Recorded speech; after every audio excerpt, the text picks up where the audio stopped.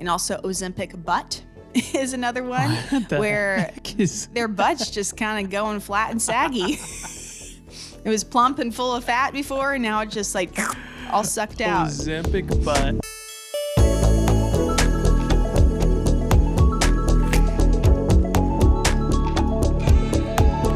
Welcome back to Stuff That We Like / Enjoy, at least to this point in time. I'm Caleb. And I'm Christina. And we're the Castanettas. And today, I'm going to ask Christina, what's something you like / enjoy? Something I like / enjoy is a topic that came up on our run this morning, which was, what is the impact of Ozempic on society? Yes. Commonly referred to by me as Ozempics. Yes. So it's Ozempic? It's Ozempic, and Okay. I think I've always said Ozempics. But I looked it up, and there is no S, so it is Ozempic. Okay, good to know. So I'm going to talk a little bit about what Ozempic and other medications are, how they work, and how they affect the body. And then we can chat about what we think about that. Love it. Sound good? Let's do it. All right. First of all, do you know what Ozempic is?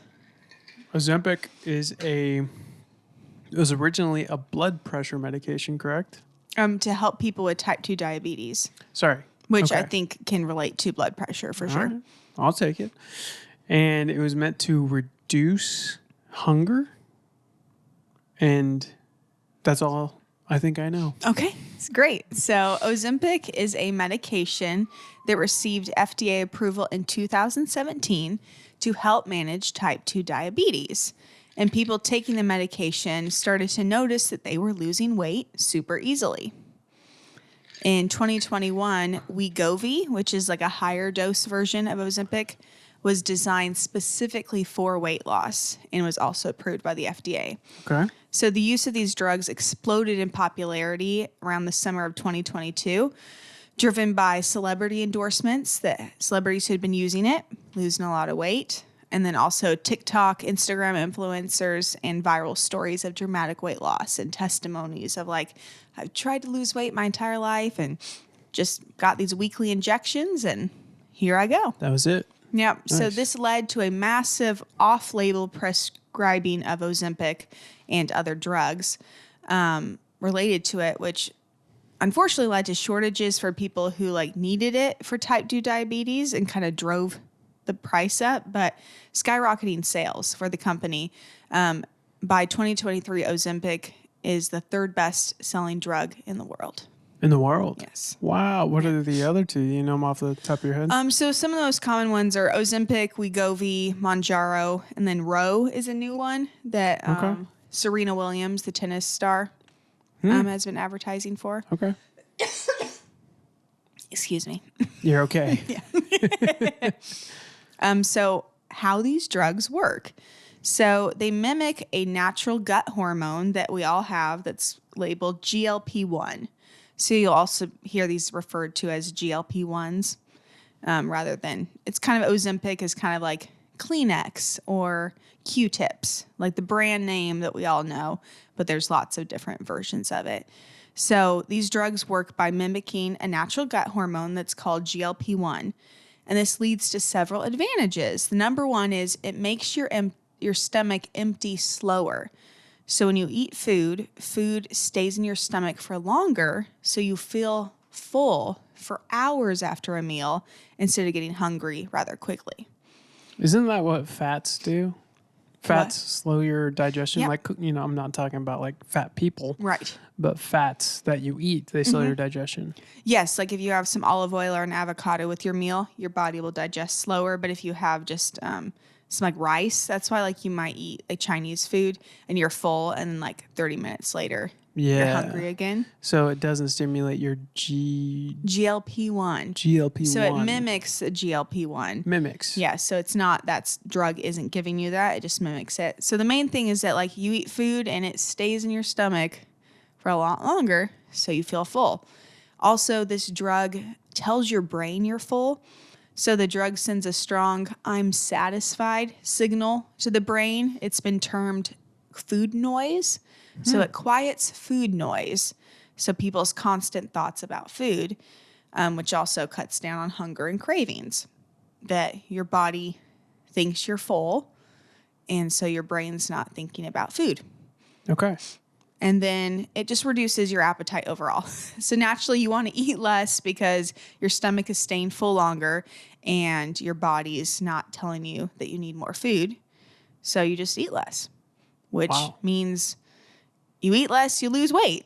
Yeah. That's kind of how it all works. So originally I thought this drug like helped you lose weight in the sense of like I don't know how I thought it worked, but burned up calories or helps them pass through quicker. But pretty much people are losing weight because they're eating less food. Interesting. Yes. And they're eating less food not because they're being controlled or moderate in their food decisions. It's literally they don't feel hungry because their stomach is just like full of food, slowly digesting, or their brain is like, hey, we don't need to eat. Yeah. So we talked about some of the drawbacks of not eating food, even if it's bad food. Do you have some of those coming up? Not really, but we can talk about it. Yeah. So one thing I've heard related to Ozempic and other things like Ozempic is that you cut down on your food intake. It also means you cut down on your vitamin and nutrient intake. Totally. So it's a little bit dangerous because even though the people that are using Ozempic typically are people that are eating rather unhealthy, there's still nutrients in that unhealthy food that their body needs. Right. So a lot of people losing weight are actually losing muscles, like muscle mass, and they're losing bone density because their body isn't getting the nutrients that they need because they're not even eating the bad stuff with nutrients in it anymore. Exactly. Yeah. So I think that's one of the drawbacks of Ozempic. Totally. Correct? Yes. Is that you are eating less, which is good for most people, but you still need to maintain a certain amount of nutrient intake. Yeah. Like even if you're only burning 1,200 calories a day, those 1,200 calories you eat, they better be good for you. Yeah, totally. Which generally this is a generalization, people who take Ozempic or other drugs like this, it's because they're eating a lot of food that isn't super healthy for you. Therefore, they're continuing to eat food that isn't super healthy for you, just less of it. Yeah, totally. Yeah, so the results of taking this drug is lower calorie intake, and the average person loses in between 15 to 20% in trials of their total body weight. So if you weigh 200 pounds, you'll end up in between 150 to 170 pounds. Okay. Which is a significant amount of weight, 30 to 50 pounds, for not really doing anything other than taking a weekly injection that makes you less hungry. Yeah. There's a little bit more science into how it does blood sugar control and insulin release and all of that, but that's kind of the generality. The percentage of Americans taking a GLP-1, what do you think of adults? Man, I would say today, I would say 15, I'd say 20%. Okay. So I'm going to go high. There we go. So as of early this year, 12% of U.S. adults, that's about 1 in 8 people, are currently taking a GLP-1 medication, primarily for weight loss, but there are people that are taking it for diabetes, type 2 diabetes, which you generally get because of poor diet and obesity. Okay. So it's kind of largely, for obesity. 18% of U.S. adults have used it at some point. And mainly the biggest age range or the most popular age range is women aged 50 to 64. About 20% of women in their 50s in the U.S. are on Ozempic. I could see that being rather beneficial for some of them. Yeah. Losing a dramatic amount of weight. Yes, you lose a lot of nutrients, but at that age, carrying around that much weight is a lot of pressure on your heart and organs that have been beat up for 50, 60 years. And that's the age that you generally go into menopause and naturally gain weight. Your metabolism slows down. It's harder to lose weight. Gotcha. Yeah. So usage of Ozempic and other drugs like it have doubled in the last 2 years. Whoa. So it's really skyrocketing. So it's really a relatively new drug. So now moving on to some of the negative effects. Of Ozempic. The most common, affecting in between 20 to 40% of users, is nausea, vomiting, diarrhea, constipation, abdominal pain, burping, and loss of appetite. Wow. Well, loss of appetite is the pro of it all, isn't it? But some people are like, they do want to eat still. Yeah, that's you know, and true. you just don't feel like eating at all. That's so it's true. funny. I feel like I'm reading a drug commercial, which this literally is a drug commercial. So nausea, vomiting, being lightheaded, your stomach hurting. And a lot of that is because your digestive system is being forced to slow down. Therefore, food is staying in your stomach for longer, and it's beginning to kind of rot and ferment a little bit because it's not meant to stay in there that long, which causes pain. Other frequent problems for people that take Ozempic is what has been termed Ozempic face. So that is where they lose fat so quickly that their skin doesn't shrink at the same time that they're losing weight. So people are experiencing, just like if somebody weighed 500-600 pounds, usually if they lose a dramatic amount of weight, they'll have sagging and extra skin, which is to be expected because they were 500-600 pounds. Well, people are experiencing this by just losing 50 pounds because they're losing it so quickly, and they're losing fat in their face. So they're looking much older, kind of sunken and swollen in. And also Ozempic butt is another one where their butt's just kind of going flat and saggy. It was plump and full of fat before, and now it's just like all sucked out. Ozempic butt. Yeah. Oh my gosh. And as you mentioned before, muscle loss and bone loss are huge. Yeah. They have found that out of the weight you lose, 60% of it is fat, but the other 40% is muscle and bone. 40% is muscle and bone. So people are like developing osteoporosis at age 35 because literally their bones are getting kind of the nutrients 40? sucked away, as well as muscles. That's almost half of what you're losing is muscle mass and bone density. Yes. Oh man. Yeah. Also hair loss and fatigue. So people are losing their hair. So you're just losing a lot of stuff. Losing your hair, your butt, your face. Oh my God. But yeah, that's the biggest problem, is that only 60% of it is fat. Whereas normally if you were losing weight naturally, that would include either calorie restriction or at least healthier foods, eating a little bit less and working out, where you're building muscle while losing fat at a natural pace where your skin is able to shrink along with your weight loss rather than just this big amount of loss and getting all sunken looking. And they have found that if you want to keep the amount of muscle that you have, that you need to eat 1 gram of protein per pound that you weigh for your ideal weight. So for a woman, if their ideal weight is 150 pounds, they need to be eating 150 grams of protein a day, which is a lot of work when you don't feel like eating. Yeah, it's a tremendous amount. Yeah, a lot of work. Which also then, if you're digesting it slower, you know, you're eating a couple steaks a day to get this protein in. It's just kind of rotting in your stomach. And then some serious but rare problems have been gallbladder, kidney stones, something called gastroparesis, which is pretty much stomach paralysis, where your intestines kind of just give up on digesting it all. And you don't go number 2 for like a week. Poopy. Yes. I'm going poopy. So your stomach just kind of seizes up. It's very painful. People have also had vision loss. It's affecting their eyes. And another one that's more recent is they have found that when people go under anesthesia, whether to maybe have a tooth extracted, they're in a surgery, they're getting some Botox done, there's a aspiration or asphyxiation risk because they've lost so much muscles in their throat. Oh, man. That they're so relaxed when they're under anesthesia that they're like suffocating. Chilling to death. Yeah. Let's go. So those are the just the reported problems with taking it. Yeah. And what happens when you stop taking Ozempic? I'm gonna guess here. Okay. Because we talked about it a little bit earlier. I guess that when you return to your normal state of hunger, your normal state of eating follows, or your old state of eating. So you're just going to go back to eating how you did, eating what you did.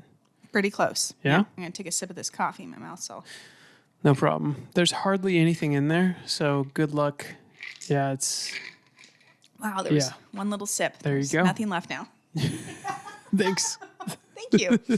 I'll make you another one. So when you stop taking Ozempic, your appetite and food cravings, food noise, which is so funny, it just means you want to eat, usually return within a couple weeks. Most people regain 2/3 or more of the weight they lost within a year. Dang. So if you lost 60 pounds, likely you will gain at least 40 pounds or more back by the end of the year. Yeah. Your blood sugar levels, your blood pressure, and cholesterol also usually return to where they were before.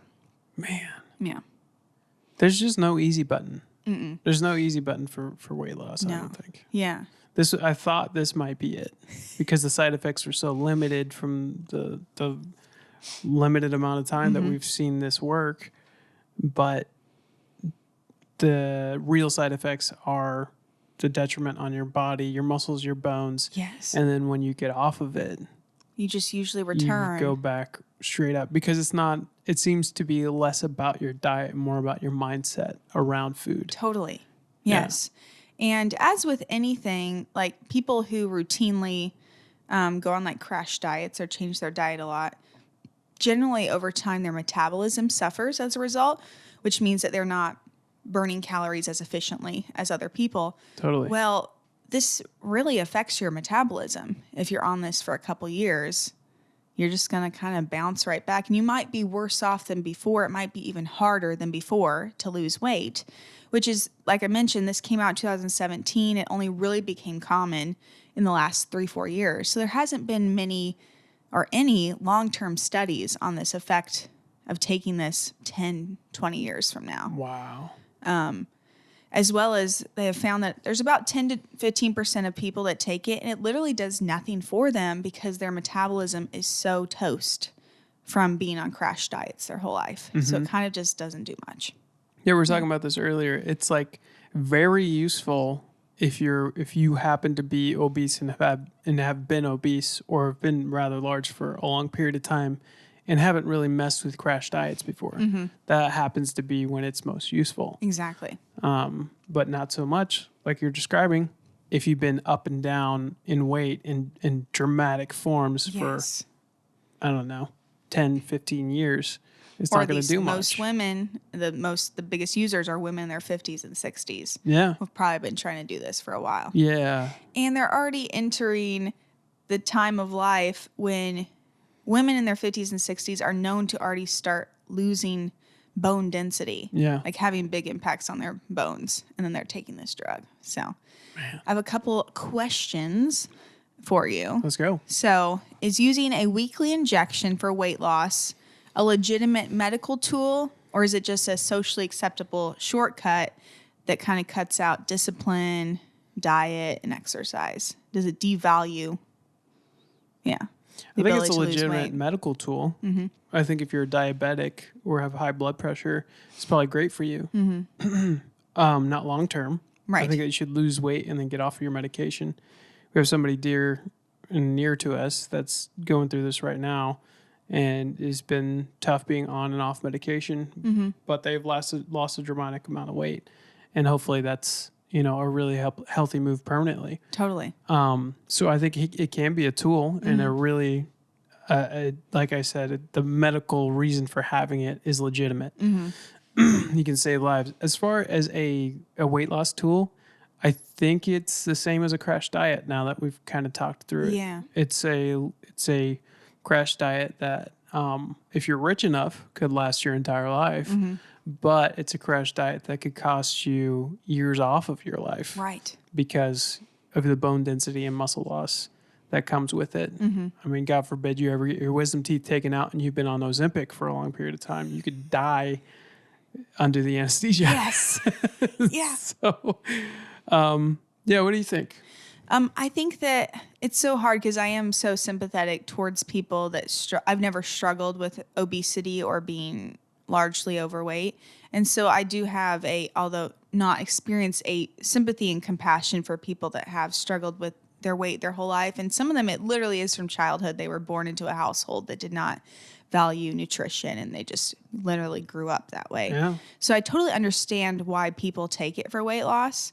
And I think can be quite, other than the negative side effects, very valuable for people, especially if you are diabetic or need help. Like if you weigh 400 or 500 pounds, just the load on your knees alone to stand and walk can be extremely painful. So I understand people taking it so they can get to a size where they can, start moving more. But for people who just want to lose like 10, 15 pounds, I mean, we're seeing these celebrities that were already, they would be considered their BMI a healthy weight, are taking it to lose that extra 10 pounds or just so they don't have to work hard at working out or eating some better food choices. And they just look not the healthiest. Yeah. And I think it can turn into a form of enforcing body dysmorphia. We're just like, we're watching the TV show The Traitors right now.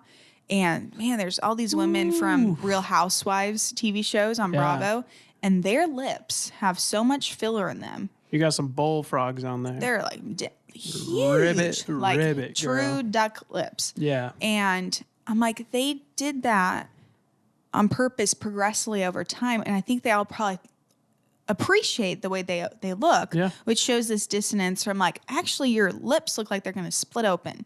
And so I think we've done that with like reinforcing this Ozempic thing, like, oh, actually being like sunken and like rail thin is the new beauty standard. Yeah. Which is just so the opposite of like 3 years ago, the big move was like fighting for body positivity, that everybody is beautiful. And I do believe like humans, like their soul and who they are can be beautiful, but 100%, being at a weight or a size where you are hurting yourself isn't. And now those some people are like, actually, I found this drug. I can just be on Ozempic. Yeah. And it's like maybe they were just saying everybody is beautiful because they couldn't lose the weight. But now that they can, they're like, actually, I would rather be a size 4. Yeah, and this plays into something I had talked about with you a couple weeks ago off the microphone, which was we have turned this is gonna be a hard statement about gluttony, but we have turned evil into good that is just misunderstood. So gluttony, which is in the Bible, it's a sin. We have just said that gluttony is just misunderstood, and that everybody who is a glutton is okay, and that that's an okay thing to do. When in reality, it's a number one, it's a sin. And I'm not saying people who are obese are sinning. Like they probably don't have a relationship with the Lord, or maybe they do and just aren't convicted in that area. Totally fine. There's a lot of obese people at church in America. Oh my God, most of the church for sure. But it's the societal acceptance that this is okay and that this is a normal thing to like partake in, this gluttony.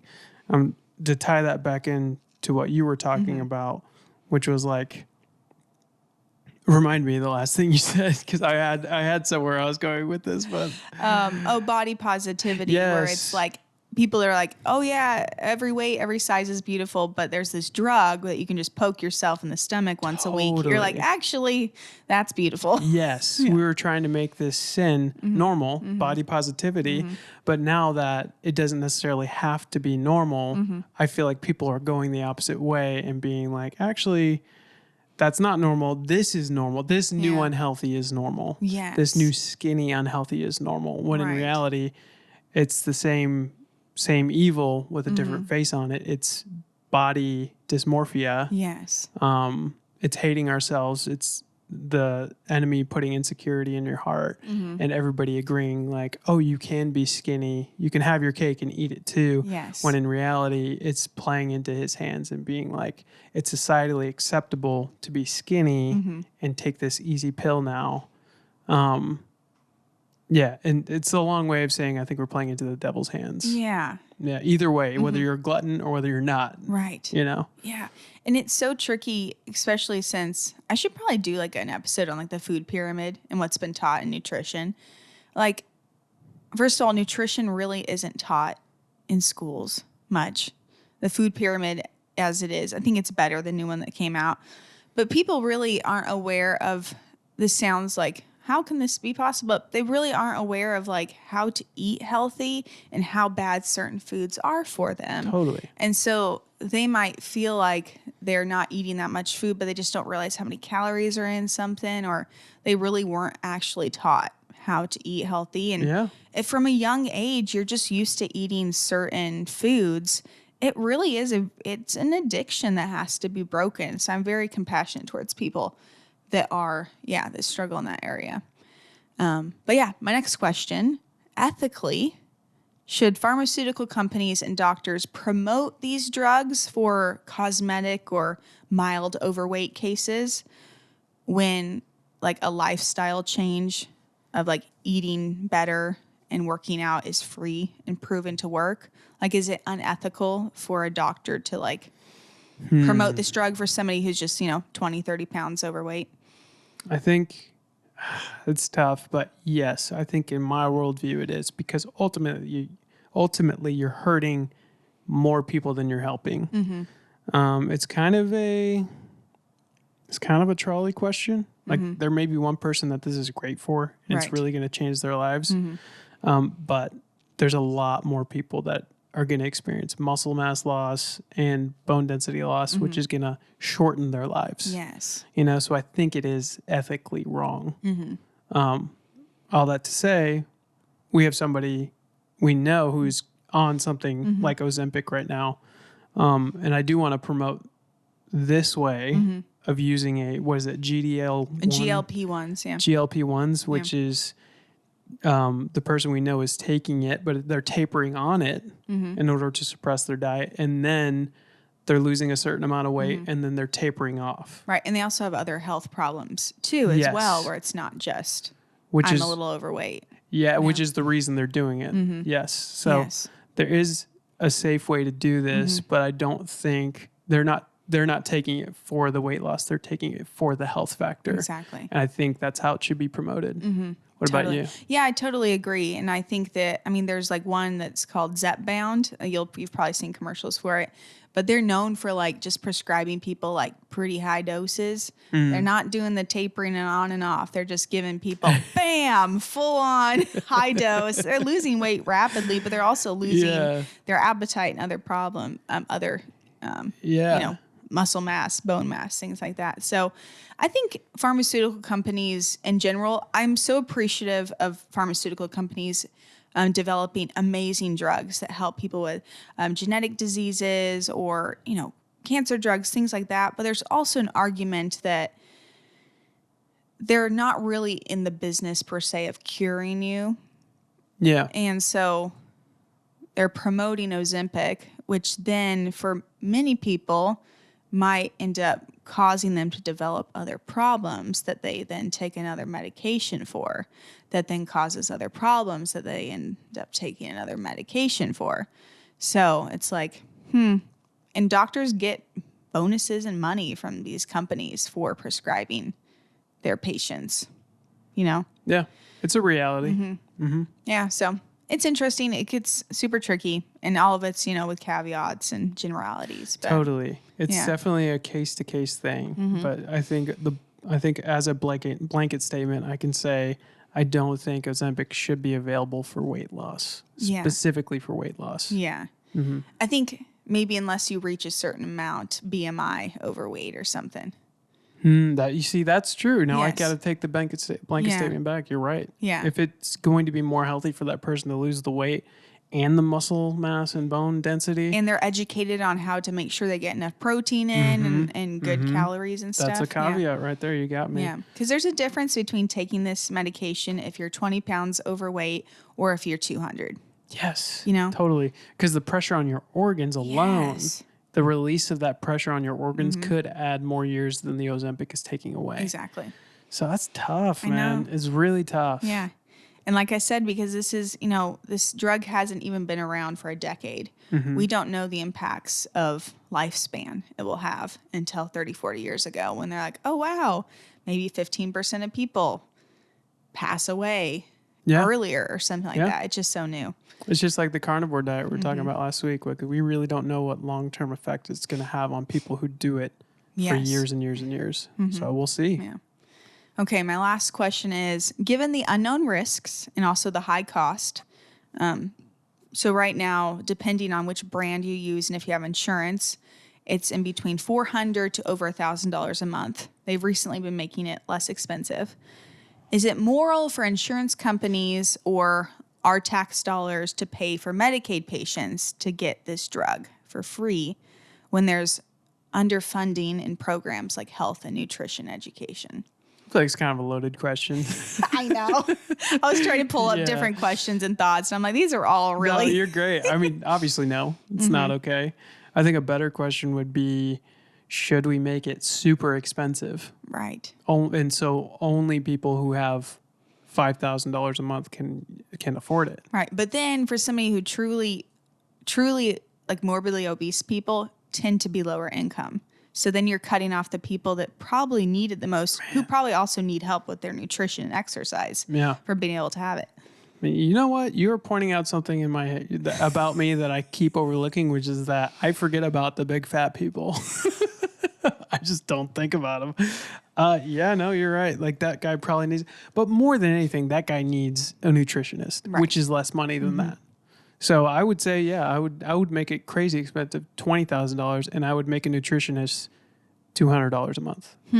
Yeah. That's how I would fix that problem. There we go. What about you? I don't know. It's tricky. And the problem is the majority of people taking Ozempic aren't in the, it's hard because 70% of Americans are overweight.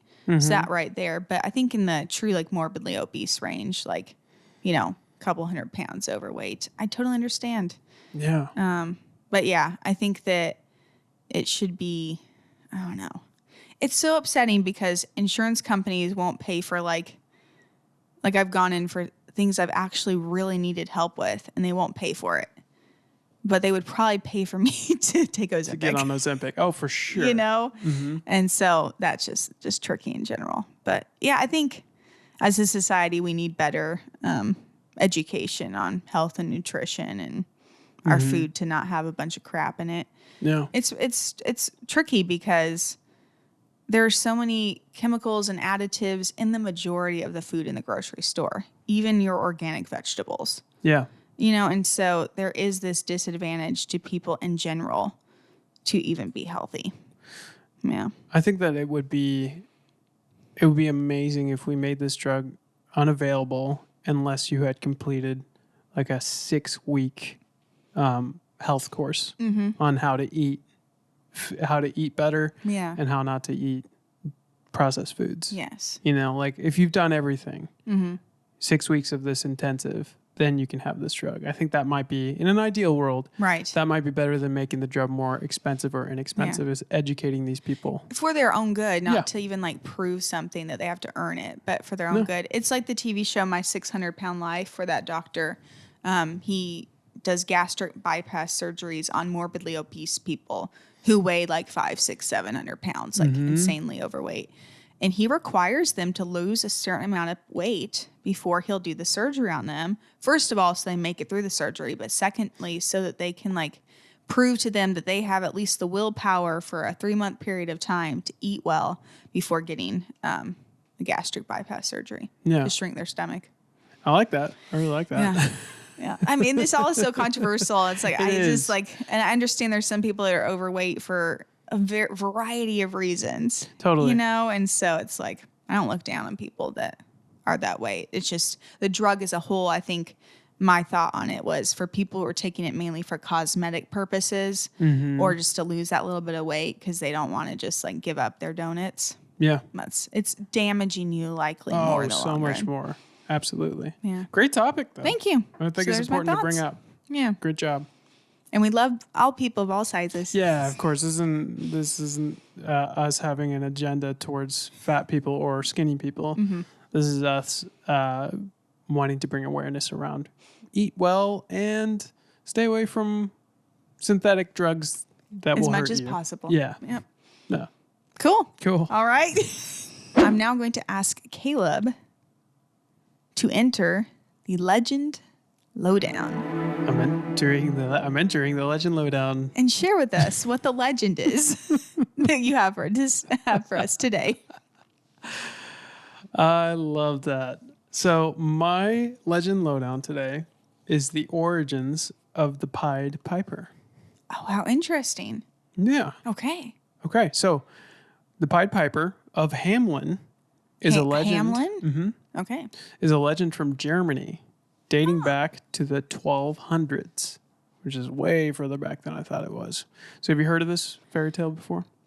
It's a guy who plays, isn't it like a pan flute? A pipe of some sort. A pipe. He plays the bagpipe and he like lulls people away to follow him, or kids or something. Close. Yeah. Okay. He's carrying a pipe of some sort and he does lull some things away. Okay. So let me paint the picture for you. Please do. So let's go back. The year is 1284. The town of Hamelin is struggling. Rats are everywhere, in homes and food in the streets, and the people are desperate to get rid of them. Then one day, a man appears wearing bright, unusual clothes and carrying a pipe. Okay. He makes an offer. Pay me and I'll get rid of the rats for you. And the whole town agrees. So he begins to play his pipe. A strange, hypnotic melody fills the streets, and something unbelievable happens. The rats start to follow him.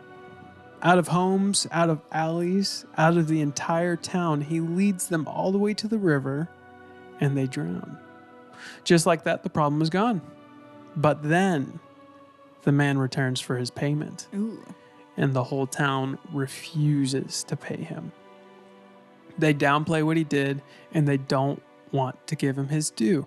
So the piper leaves, but not forever. Okay. He comes back, this time with no bright colors on, no cheerful look, and he simply takes his pipe and begins to play. Oh, no. But this time, it's not rats who follow him, it's the children. Oh, no. One by one, they step out of their homes, drawn by the sound, and they follow him out of the town, into the mountains, and are never seen again.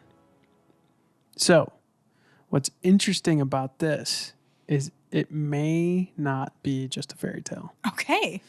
There are real historical records from Hamelin that mention around 130 children disappearing with no clear explanation as to why or how. And the funny thing is that part of the story was recorded before the rat part was added. Oh, interesting. Yeah. Okay. So, Christina. Yes. Do you think that this story is meant to teach a lesson or to hide something that may have really happened to these children? Oh, man. I mean, I could go real conspiratorial if you wanted, but Yeah, give it to me. I don't know. I think that most fables, legends are for a purpose or a moral teaching. You know, like Aesop's fables were all about, kind of teaching people how to be good and moral. So there could be, you know, in this story, like if you hire somebody to do something, make sure you pay them. Yeah. Kind of like good karma, bad karma idea. You reap what you sow. But I do find it interesting that the story began with this guy that led, allegedly, children away into the mountains, and then the rat part followed. And so, I don't know, I was thinking that there was something to do with the pan pipe, which I think is in like Greek mythology. Right. Where that music will kind of lull you into a stupor. Yeah. And so that's why I thought of that. So I wonder if there's any connection there of being lulled away or drawn away. Like symbolically. Yeah. Yeah. I don't know. It's hard with stories that are like 800-900 years old to be like, to look up what was reported in the news back then. But that is interesting that there are recorded stories of a guy with a pipe playing it and children following him. Yeah. Well, there's a recorded story of 130 children missing, not necessarily the man with the pipe, just missing, or the rats. Yeah. So maybe it was a way to like explain away like why these children went missing. That's what some people think. Or kind of with the Gryla, the Icelandic troll, how parents would be like, if you're not good around Christmas, the troll is going to come and get you because she's done that before and ate the children. Totally. Maybe it was a way of being like, if you're not good, somebody's going to come and take you away just like those 130 kids that disappeared. So it could be kind of a story told To children. as a way to make them be good. Yeah. Do you think there's any spiritual element behind the record of 130 children just going missing? What do you mean by that? Like, do you think that they could have been led away by some force? Do you think there's more truth to this, the way the story is told, than not? I don't know. I would imagine more so it's like 130 kids got kidnapped for nefarious purposes, and we just kind of added that to it. Totally. But I'd have to study more kind of the history of it. But you tell me your thoughts on it. Well, I mean, there's a lot of theories about it. You've named a couple of them. The darker possibilities are abduction, cult-like influences, or something that's intentionally covered up by a government of some sort. There's also the theory of migration. So children and young people were led away to new lands to better prosperity. Maybe the crops were better on the other side of the mountain, and the young left people their family. left. Totally. How young are these people? Like, I'm imagining them being like 8 years old. So some people theorize that they were actual children, and some Okay. people theorize that they were young, like late teenagers. Okay. Who could have crossed the mountains and started families together. There's also the disease theory. So maybe the rats are symbolic, Black Plague. Yeah, it was around that time. like it was a plague. And maybe there was an accident, like a tragedy. Like 130 kids were all on a Sunday school trip, and boom, bam, bus got flipped over, or whatever the equivalent of a bus was. Bus was 800 A years huge ago. wagon got flipped over. And that's how it could have happened. But nobody really knows. 130 kids went missing. It's recorded historically, and nobody really knows. There's a colony. It's a similar story to a colony that went missing after the New World or America was discovered. Okay. One of the people who was a settler here left back to England with the intention of coming right back to his family in this new colony. I think it may have been in one of the Carolinas. Okay. That was being set up, and his daughter and his wife were there. He left, and ended up a war broke out. He wasn't able to get back to America for 3 years, and by the time he got back, the whole town was gone. No dead I've heard of bodies. that. Yeah, no sign that anything was set on fire. It's simply the dwellings were dismantled, and everybody was gone. And there was like a word or something, it's like catamade or something like that. But this is similar in that we don't really know if those people in that colony just moved. Right. And they're like, he died at sea. We're going to move 2 states away and live our lives. And that could have happened here, where the children just decided, we're young adults, we're going to move. Or it could have been like natives of some sort carried them off, or it could have been a Pied Piper. Right. We really don't know. Yeah. I was thinking of like gypsies. Kind of gypsy clans that would travel through, and they would, kids would run away to join the gypsies. Yeah. Be a part of circuses and stuff. So something to that. But I do know there's a saying called there's a saying like, we'll have to pay the piper. Or you're going to have to pay the piper.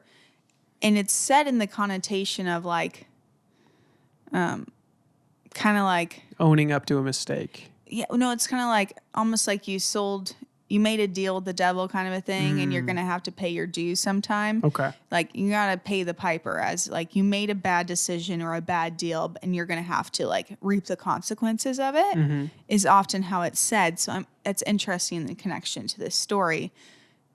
The piper wasn't paid, and he's like, well, yeah, I'm going to take your kids then. Yeah. And some people, I mean, the biggest moral of the story could also be just don't be dishonest. Yeah. Like, don't make that mistake in the first place, so you don't have to pay the piper. Right. I wonder why they wouldn't just pay the piper. No idea. Yeah. The story says they downplayed what he actually did for them. And so it was probably a village of not good people. Right. Village of very dishonest people in the first place. Huh. Yeah. Fascinating. Yeah, crazy little story, I didn't know right? that there was any connection to like a historical precedent for it. So very cool. So it could have been a little scary story built around an actual historic incident, or maybe the kids wrote it themselves. They grew up in 130 of them decided to start a new town, and they wrote a story about themselves just to mess with people. Wow. But who knows? Very cool. Yeah. Nice. That was a great legend. Thank you. Lastly, on this podcast, we like to recommend something to our lovely listeners, our stuffies out there. So, babe, what do you want to recommend? Well, last week I recommended just be less stressed. Yeah. And I would like to recommend that again because this week, every day, multiple times a day, I told myself I'm not going to be stressed. Oh, wow. And I purposely did stuff slower and give myself more time for things because I got a lot going on in my life right now. You do. with work and ministry and life and all that. And I noticed a difference in my week, just enjoying it more and just being okay with like not getting everything done by the end of the day. There's still tomorrow. And so I think that active act. There you go. The intentional act of like telling yourself, I'm not going to be stressed today, asking Jesus for help and just deciding not to be. You actually can decide not to with some things. Obviously, you can't eliminate all stress from your life. But yeah, just found that actually helped me this week. Wow. Yeah. That's super cool. Because I tend to get up in the morning and I'm like, okay, I got to work out and I have to stretch and I have to do the sauna and I have to do all this before I start work at 7. And I'm just kind of rushing through. And it's like all that rushing only probably got me ready or done like 3 minutes quicker. Exactly. And if I just decided to just not be rushed, it's just like speeding in traffic. They've shown that like you might go 5-10 miles per hour over the speed limit and just show up like 45 seconds sooner. Yeah. Because you might get stuck at the same light as the person going slower. And so, but you are in this stressed, mode of operating and you're not really accomplishing much more or getting it done quicker. Yes. So I got everything done I needed to this week in a less stressed mode. That's amazing. Yeah. Really good advice. Thank you. I love that you tied it to an action too. You tied it to doing things slower. Mm-hmm. I think it's important when you make a conscious decision and you say it out loud, you have to tie it to an action. Yes. And you walked out both of those. Right. And it's like I didn't actually do anything that much slower. I still ran for 30 minutes, but I knew this is how long it's going to take. And I'm not going to be like stressed that, I need to finish up quicker. Yeah. I'm going to run for 30 minutes. Totally. Great. Whether I'm stressed about it or not, That's cool. So I'm going to do this. Yeah. Unload the dishwasher, unload it again. And me doing it fast or me just doing it at a normal pace is negligible. Oh, in yeah. the time. Yeah. Yeah, absolutely. Yeah. You can do it 2 minutes quicker and your heart be racing like a squirrel, or you can do it 2 minutes slower and be calm at the end of it. Yeah. And then sit down for work and your brain's focused instead of like all over the place. So, Yeah. Yeah. I love that. So what would be a concise way to put that? Like say it and then slow down? Yeah. Okay. Just, I think, reminding yourself throughout the day, like, oh, yeah, we're not going to be stressed today. That's so cool. Yeah. Very proud of you. It's kind of cheesy, but No, it's huge. it worked. It's behavioral activation. I just talked to the boys like on Wednesday night about the same thing. It's like you have to do the action before the emotions follow. Mm-hmm. And it's very much so. You're slowing down. Yeah. And then your body's slowing down too. So really cool stuff. Yeah. I love that. Thank you. My recommendation would be make some Asian rice and steak and shrimp bowls. Okay. Yes. Yeah, we just made it last night. It was delicious. Mm-hmm. I mean, I know we've been on a vegan kick recently, but we decided to go off it for this meal, and it was super easy to make. Mm-hmm. Like just chopped up some veggies, threw it in the rice, threw like a little egg in there, and then cooked the steak and the shrimp separately and tossed them on top with a little sauce. And it was amazing. Yeah. Super filling. Yeah. Loved it. It's very nice. Yeah. So go out there and get you some Asian cuisine. It was amazing how quickly it came together. Yeah. Yeah. Because all of it cooks real quick. Totally. Nice. So lastly, we like to say, Contact us with questions or topics you'd like us to discuss at Stuff That We Like Podcast at gmail.com. Very nice. You can follow us on Apple and Spotify. Please give us a like and tell people about us. It really does help our reach, getting Yes. us, letting us tell lots of lovely people about information that we like to look up. Follow Christina on Instagram at See Joyfully. Follow me at Caleb C. Media. Yeah, that's right. I do commercial, videography, photography. I write music. It's all on Spotify. It's under Caleb Castaneda. You can check it out if you want. And hit me up at calebmcastaneda@gmail.com if you want to book me for any events.